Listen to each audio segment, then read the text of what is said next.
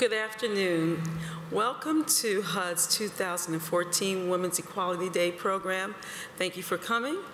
This is our second session of the day, and our second session will be an EEO workshop where we'll talk about navigating through the EEO complaint process. And here today is Teresa Marshall with the Office of Department of Equal Employment Opportunity. My name is Tanya Watson, and I am the Federal Women's Program Manager for HUD and the proud member of Widening Opportunities for Women's chapter of Federally Employed Women. So without further ado, we'll go right into the workshop. And if you have any questions during this session, please direct those questions via email to Kanae W. Black at HUD.gov. That's Kanae, K-E-N-A-E.W.Black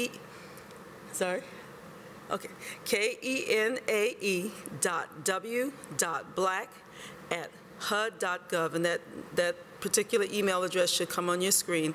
And feel free to direct your emails there, and we'll get to as many questions as we possibly can. So at this time, without further ado, I bring to you Ms. Teresa Marshall. Good afternoon. I work in the Office of Department of Equal Employment Opportunity, and as the team leader in the office, I pretty much help or support the EEO staff with processing the complaints, the federal sector complaints under 29 CFR Section 1614. I was asked to come here today just to give you a little more detail about the internal process of once you file a complaint with the agency. The regulation requires that an aggrieved person must contact the EEO office or an EEO counselor within 45 days of an alleged discriminatory act. And that means that you just have to contact us. You don't have to file. Now, once you contact us, meaning the EEO office, normally you would talk to me at this point, and what we will do is discuss the reasons for your particular contact. For example, if you believe that you were discriminated against in a denial of a promotion, it still have to be based on something that we cover. Under EEO, you have to believe that you were denied a promotion either based on your race, religion, national origin, sex, disability, or age. And if you allege age discrimination, you have to be age 40 or over. Now, once you contact me and we discuss your matters, if it's something that is covered under EEO, I will assign you to one of our EEO counselors. Currently, we only have 2 EEO counselors. And what the EEO counselor will do is talk to you more in detail about the alleged discriminatory act, obtain additional information from you in writing. Also, they will ask you to designate a representative if you have a representative, but you do not have to have a representative in order to file the complaint. They also will talk to you in more detail about the EEO process and your rights and responsibilities during the processing of your complaints.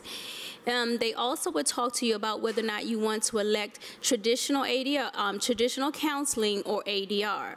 Now, I'll talk a little bit about ADR in just a moment, but right now I want to talk to you about traditional counseling.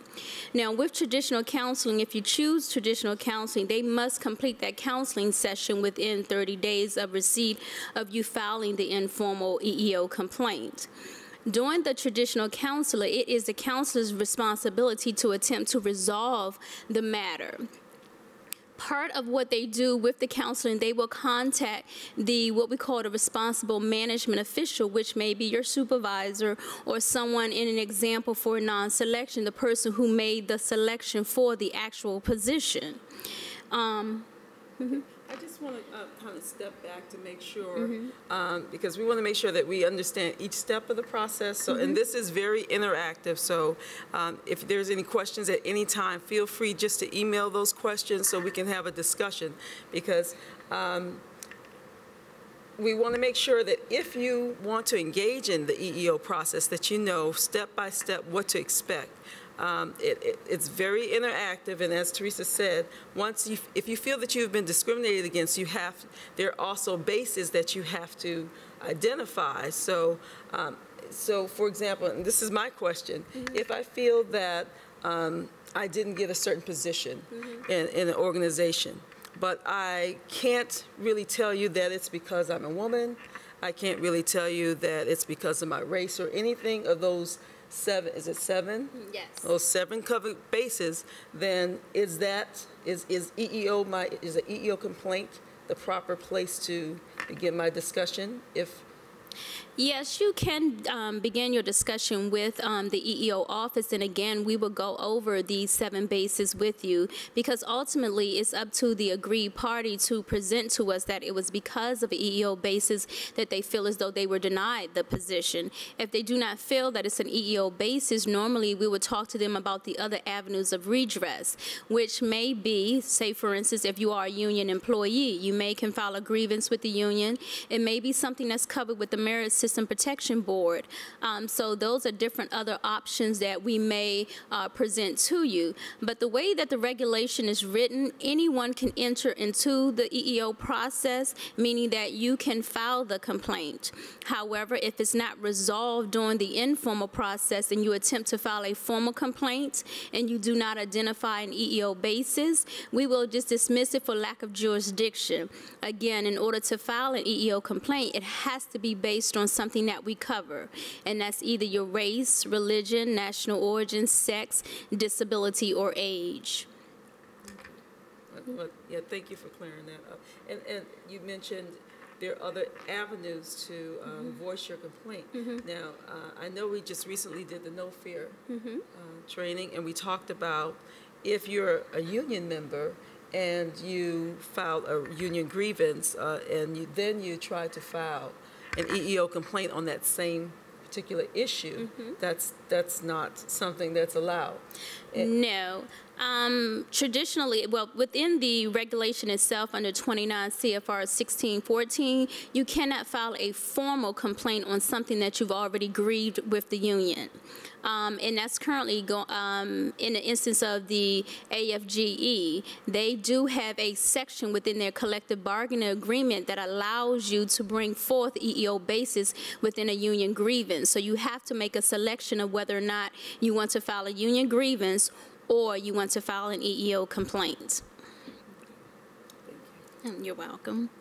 If the matter is not resolved during the 30-day traditional counseling session, the counselor will have a final interview with the aggrieved party, and they will issue them a notice of right to file. When a person is issued a notice of right to file, they have 15 days to file that formal complaint with the EEO office. And the counselor will go over the process for filing the EEO complaint, and they also will provide a form that you can use to file your complaint.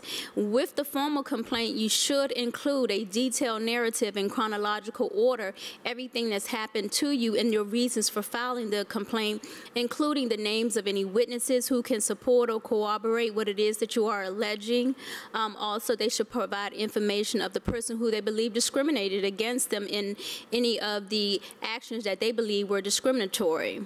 Now, once the person filed the complaint, what we would do is issue what they call a notice of receipt. The notice of receipt is just acknowledging that the person filed a formal complaint. In the notice of receipt, we also give them the appeal rights of the individual if they do not believe that, say, for instance, that they're in the correct form and we decide to dismiss the complaint. If you do not agree without dismissal, you can appeal it to the EEOC.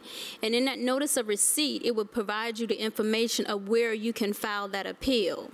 Now, once we receive your complaint, it's given to one of the EEO specialists. And what the EEO specialist is attempting to do is to establish whether or not, one, you're in the correct form to address your particular issue, meaning that you do have an EEO basis attached to whatever discriminatory act that you have alleged, and also whether or not it's timely, because you have to adhere to the time frames contained in the regulations.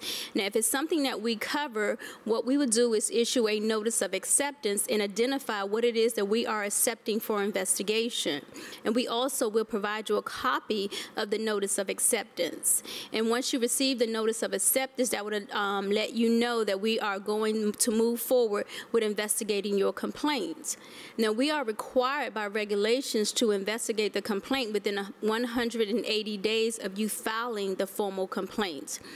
Now, during the investigation, we have contract investigators, and what the contract investigators are doing is gathering the documentary as well as the testimonial evidence in support of your complaint, meaning that if you allege that you were denied a promotion, they will go to the agency and ask for all of the information regarding the denial of the promotion. Say, for instance, if there was a vacancy announcement, they would gather all of the information relating to that vacancy announcement. They would gather all of the applicants who applied for that particular vacancy. If there was an interview panel, they would gather information regarding the interview panel, and also they would gather all of the ranking material regarding that particular vacancy. They also will interview the management official. They will interview everyone that's on the actual panel itself, and sometimes they may interview additional co-workers who may have information relating to that particular denial. But again, during the investigation, they're just gathering the information. They do not make the determination as to whether the person's rights have or have not been violated. Now, once we do gather all of the information during the investigation and the report is completed, the investigator, the contract investigator, will give us the draft report of investigation. Within our office, the EEO specialist will go through the draft report to make sure that the investigator covered all of the bases and claims within the complaint, meaning that if you did file a complaint of denial of promotion, we have to make sure that they gather all of the information from the agency regarding that particular vacancy. Now, once they approve the report, meaning that they believe that there's sufficient evidence in there, or legal sufficiency is what we call it, a legal sufficiency review, meaning that all of the documents are in there, all of the affidavits have been signed and completed by the witnesses, and they have all of the information directly related to the actual claims, then we will issue the complaint or the report of investigation to the complainant. Now, the complainant will have 30 days to review that report and to decide what they want to do next. And the two options that they have is either filing a hearing with the U.S. Equal Employment Opportunity Commission or requesting a final agency decision. If they request a final agency decision, that final agency decision is issued by the director of the Office of Departmental Equal Employment Opportunity, and it's based on the information that's contained in the report. Now, once they issue the final agency decision, if the complainant does not agree with the decision that has been rendered, they can appeal that decision with the EEOC, and they have to do it within 30 days of receipt of that particular final agency decision. Does anyone have any questions about that? Okay. Now, if the individual decides that they want to request a hearing instead of a final agency decision, if they request a hearing before the EEOC assumes full jurisdiction over that particular complaint. We no longer have jurisdiction over the complaint, and the EEOC will deal directly with the aggrieved party, the complainant, and the agency rep, which is the Office of General Counsel. So EEOC will submit everything to the actual complainant itself and request that they come for a hearing. There may be discovery during the hearing process. The complainant is allowed to provide additional witnesses if they would like. They also are allowed to provide additional evidence if they have additional evidence that they think will support their particular claims. So with the hearing process is more open, whereas EEOC does allow sometimes additional information to be added to the report. And that is the difference between a hearing and a final agency decision. Again, with the final agency decision, you cannot add anything to that report, and the agency would just issue it based on the report. But the hearing, you're allowed to petition a judge for additional witnesses and additional information to supplement that particular report. Now, once the EEOC has gathered all of the information, they will issue a decision, and that decision normally is issued directly to the complainant, and we will obtain a copy, or they will submit a copy to the Office of General Counsel, as well as a copy of the order to the Office of Departmental Equal Employment Opportunity. Depending on the actual finding, let's say, for instance, if the EEOC finds in favor of the complainant, the agency can appeal EEOC's decision. And if they decide to appeal the EEOC decision, they have to appeal it within 30 days of receipt of that particular decision, and they have to submit with that an appeal brief to support their appeal. Also, if, say, for instance, the EEOC issue a decision and is not in favor of the complainant can appeal the decision to EEOC, and they will have to do that directly with EEOC. At the very end of the actual process, meaning that once a decision has been made and no one has appealed the decision, it becomes final and we will close out the complaints. However, if there is an appeal, that appeal goes directly to the Office of Federal Operations at the EEOC, and they will render a decision based on the actual appeal itself. And once they issue that decision, we will close out the case depending on the outcome of the appeal. Does anyone have any questions? I think the biggest thing that kind of sticks out for me is the timeliness of it all, because there's such pointed time frames for each step in the process. And managing that as a person who would potentially file a complaint, I think is very important, because if I were to file a complaint, have the issue and the bases and everything, and then not submit my information on time, and then my particular complaint is dismissed because of timeliness, that doesn't mean that I don't have an issue.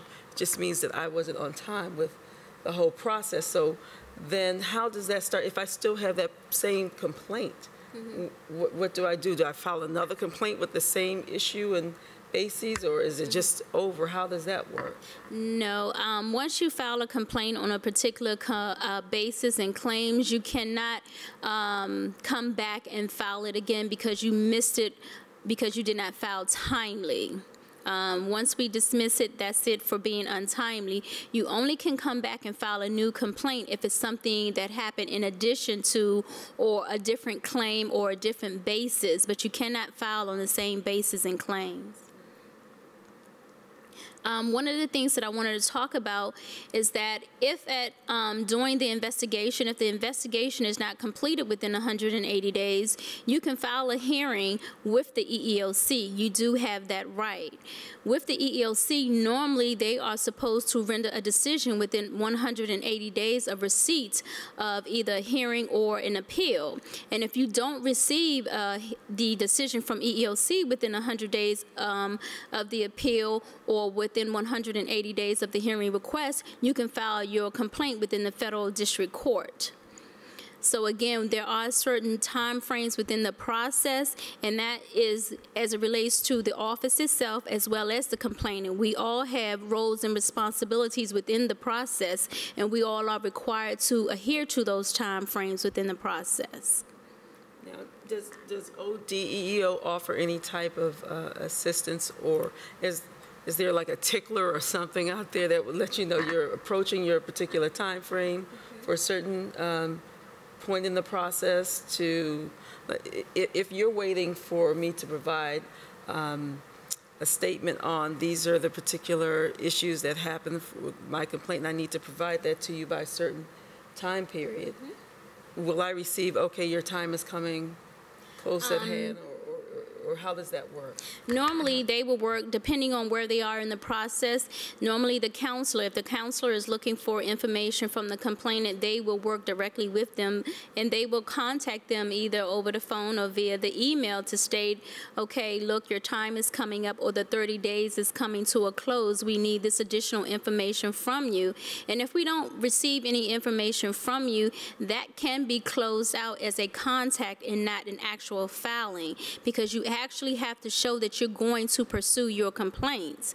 But if you never provide the counsel with any information showing that you're going to pursue your complaint, they will just close out the contact. Normally, during the investigation process, the investigator will send out what we call a 15-day letter to state, we need you to cooperate with the investigation.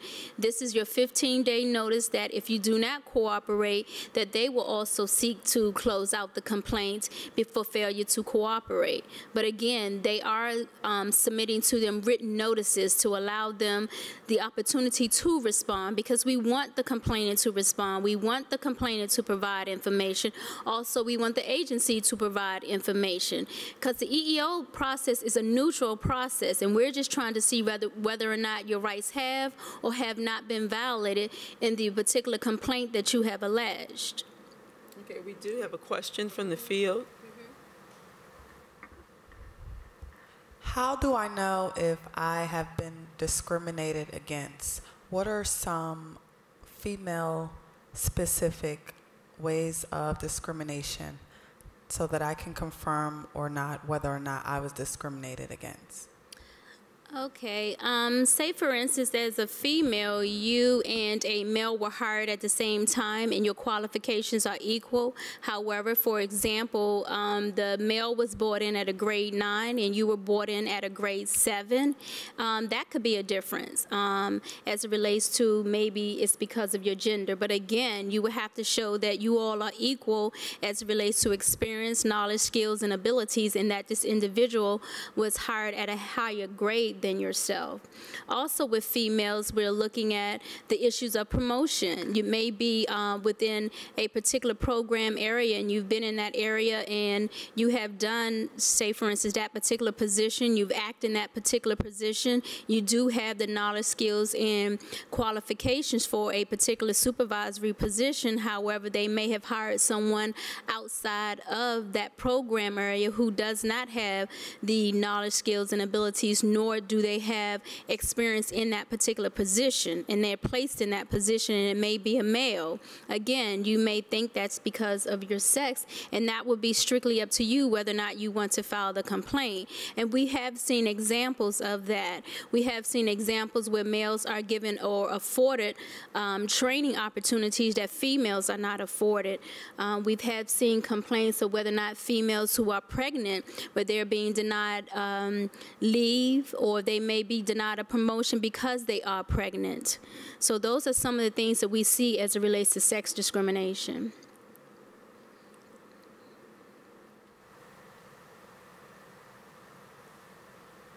Are there any other questions?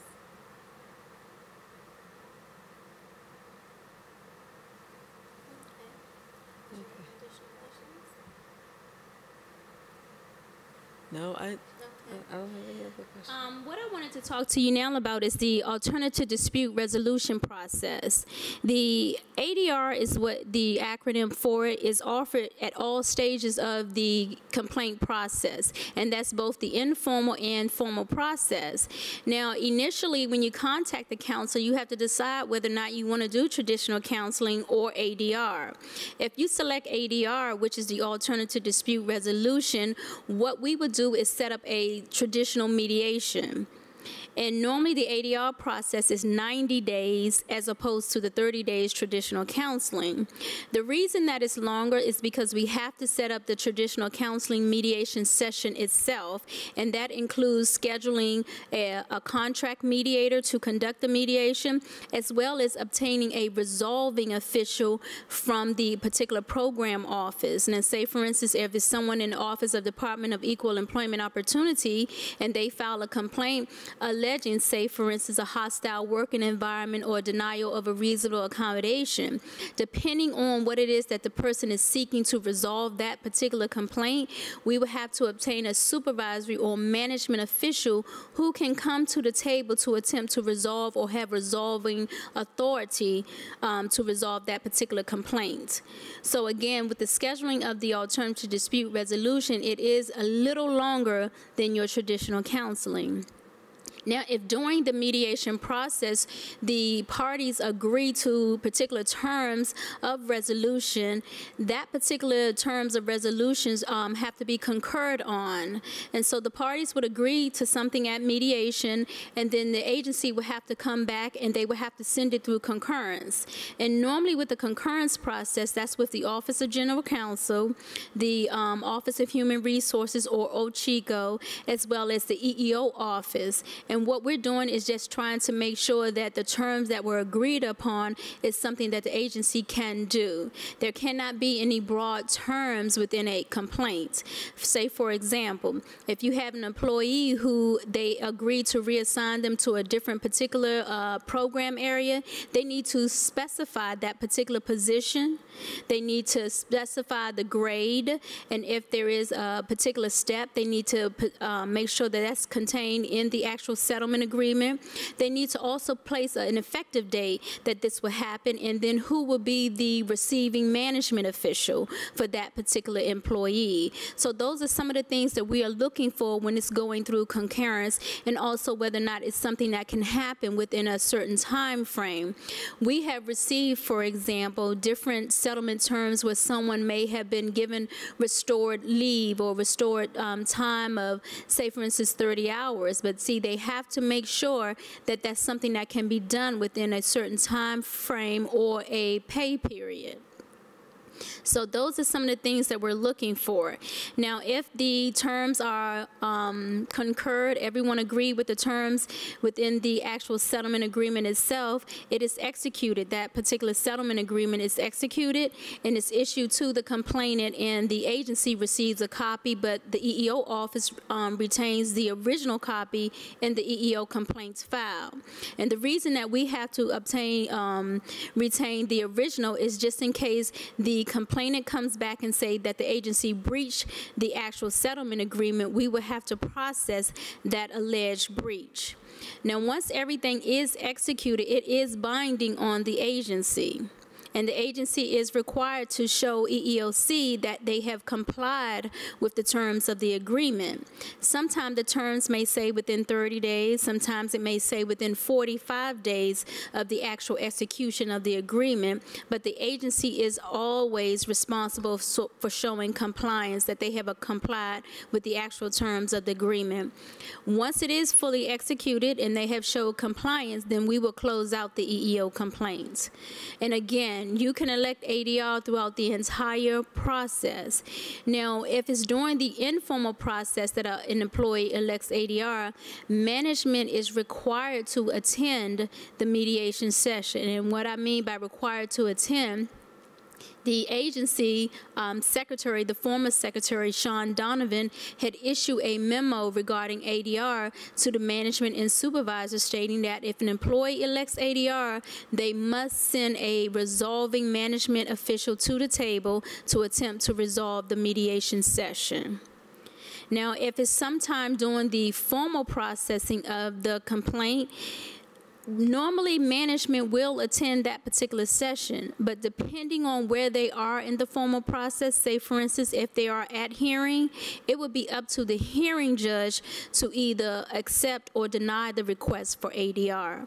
Again, once a person requests a hearing with EEOC, EEOC assumes full jurisdiction of the particular complaint.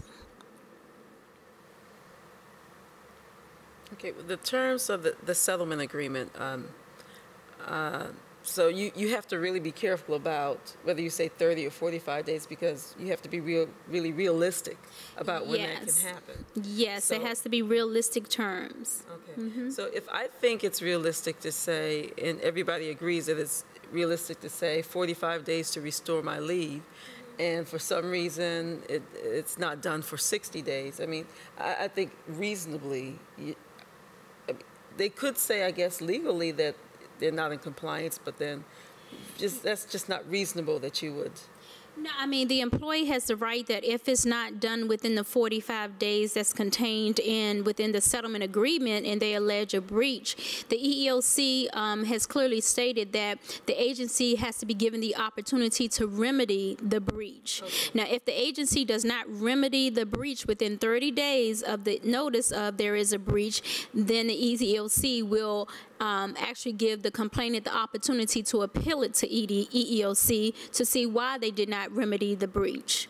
Either the EEOC will issue a order stating that they have to remedy the breach, or will allow the complainant to file the EEO complaint and start at the point where they left off in the EEO process. Say, for instance, if during the investigation the complaint was settled, then they will remand the actual complaint back to this agency, and we would have to complete the investigation. Are there any other questions? There's a question from the field. In general terms, what are some immediate next steps I can follow if I believe I've been discriminated against? I didn't hear the question. Say again. In general terms, what is an immediate next step I can take if I feel I have been discriminated against? You can contact our office at area code 202-402-5433, and that is my direct number. And normally I try to contact you, if not that day, within 24 hours so that we can discuss your particular matter. Again, it may or may not be something that's covered by EEO, and if it's not, if it's another avenue of redress, I will talk to you about the other avenues of redress. But again, you can contact our office directly.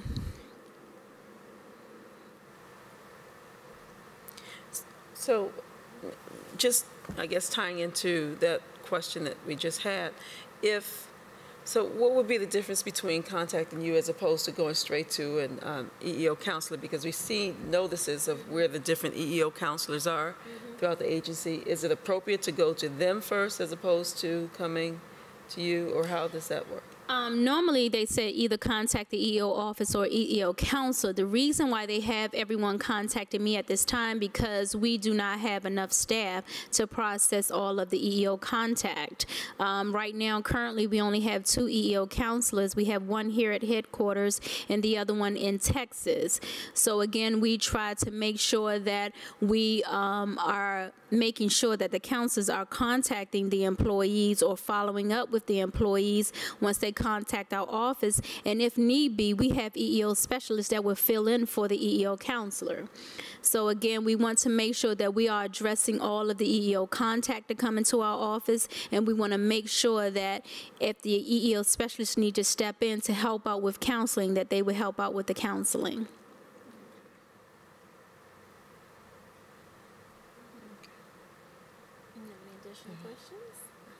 Any additional questions? Does anyone have any additional questions? Thoughts? Well, that is the EEO process in a nutshell, far as the federal EEO process. But if you do have any additional questions or you want to contact me, you can contact me again at area code 202-402-5433, or you can contact me by email at Teresa, and that's THERESA.B as in boy, .Marshall with 2 L's at HUD.gov. Okay. Well, Teresa, thank you very much. We appreciate your time, and we look forward to hearing more about the EEO process. And like she said, if you have any questions, please feel free to give her a call or email her. It's important that you get your questions answered. It's a very important process. Everyone has a right to file an EEO complaint. You have any questions, that's what we're here for. So we appreciate you taking the time. Oh, actually, we have a question from the audience.